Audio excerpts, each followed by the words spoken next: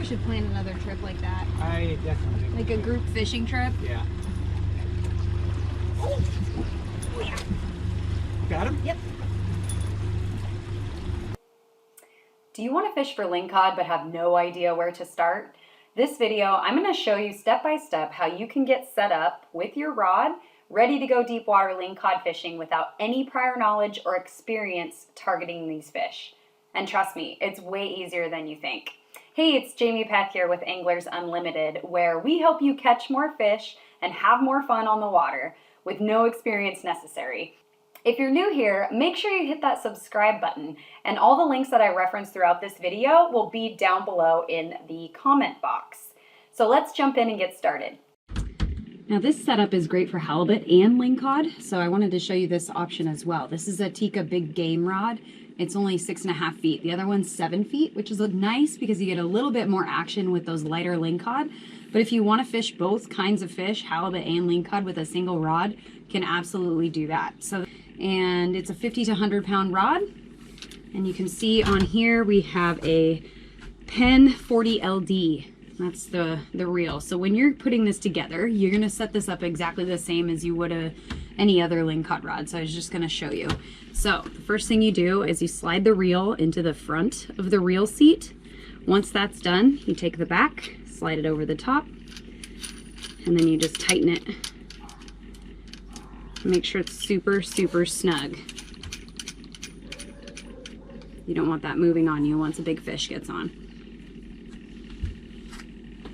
Okay, and once your reel is nice and tight, you're gonna find the end of the line that you put on here. Put your thumb, make sure you absolutely put your thumb. When you free spool, you always put your thumb because it'll just turn into a rat's nest. One thing I like to do is actually just pull a bunch of line out. It's a lot easier if you do that. And then tighten it back up.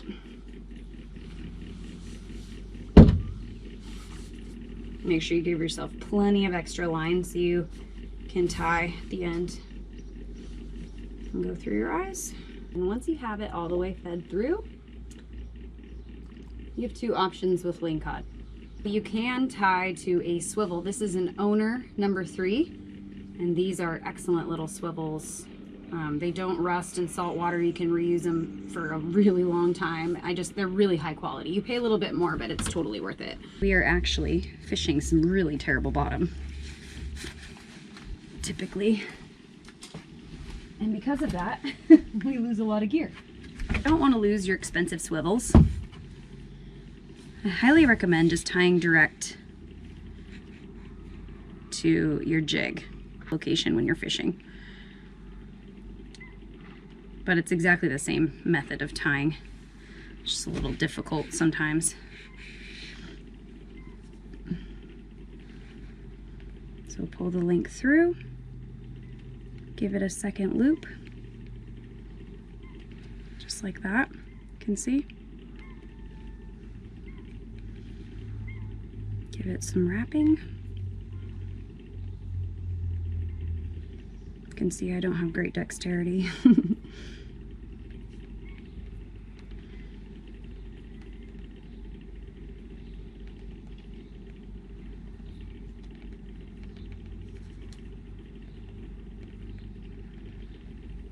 That's enough. And then I'm going to put it through both of these loops just like that. Grab the tail and pull it tight. You'll see it cinches up really nice. I like to have a little bit of extra tail because when you're jigging and ripping on those rocks, it's nice to have a little extra if there's any give and slide in the line. So there you have it. Now she's ready to rock. So now let's talk about different jigs. So I really like the split tails, but you can use these guys. These grubs also work great, just single tail grubs.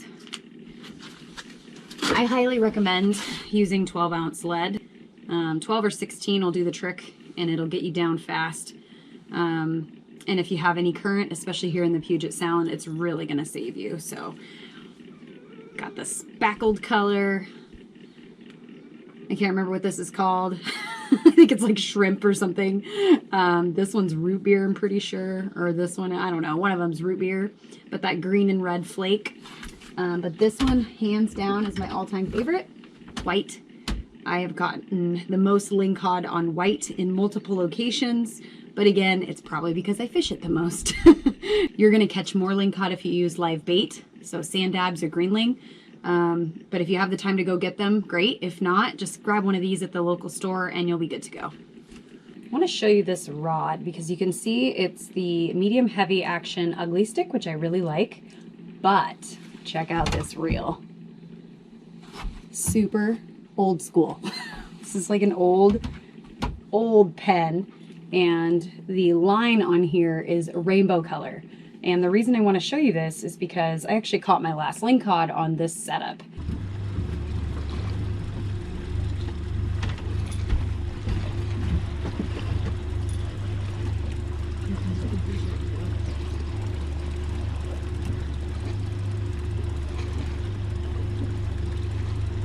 Ooh, baby. That's a keeper. Yep.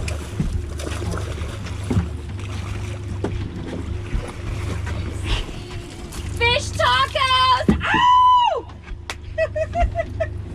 My point is this: you can fish with pretty much whatever you have as long as it's heavy enough to handle the size fish that you're using.